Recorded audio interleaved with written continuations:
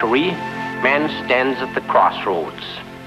Any ballistic missile which can carry a nuclear warhead on an intercontinental range can carry in its nose instead a few instruments on a trip to the moon.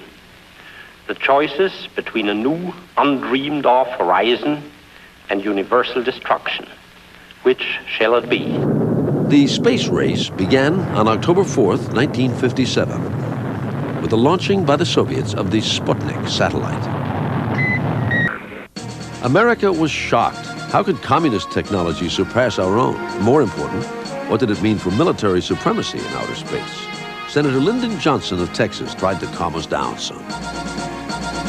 Well, the information we received does not lead us to any conclusions of helplessness or despair. We're lagging in both the satellite and missile field.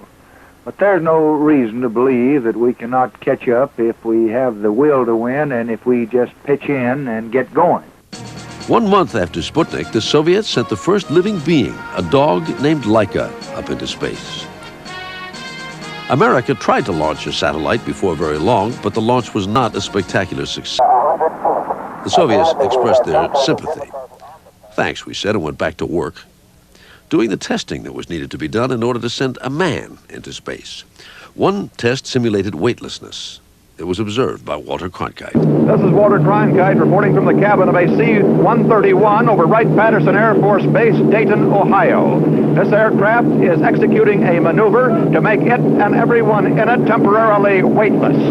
What are the hazards and what are our scientists doing to ensure man's survival in the hostile environment of outer space? One way to ensure that survival was to send up animals first. Mice, then monkeys, then a robot would precede man into space. The early flights with animals and robots were successful.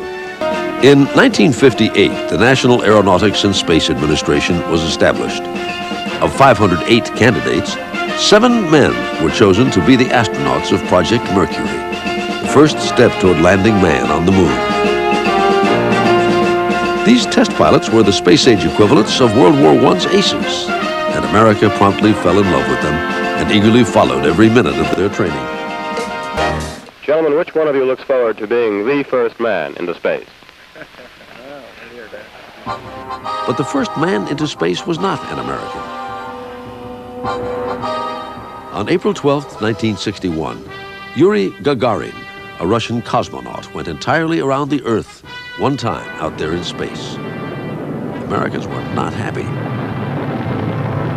We don't want to find the hammer and sickle flag standing up on one of the peaks of the moon. We want it to be the Star-Spangled Banner. Within 1 month of Gagarin's flight, on May 5th, 1961, a day that few Americans will ever forget, NASA crews readied astronaut Alan Shepard for the flight of Freedom 7. It was perfect.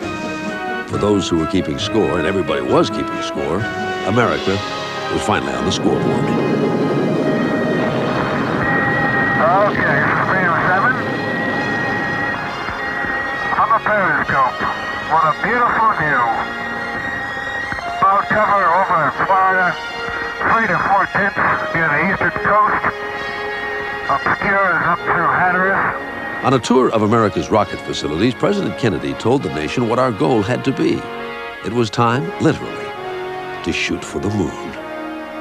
We choose to go to the moon in this decade and do the other things, not because they are easy, but because they are hard.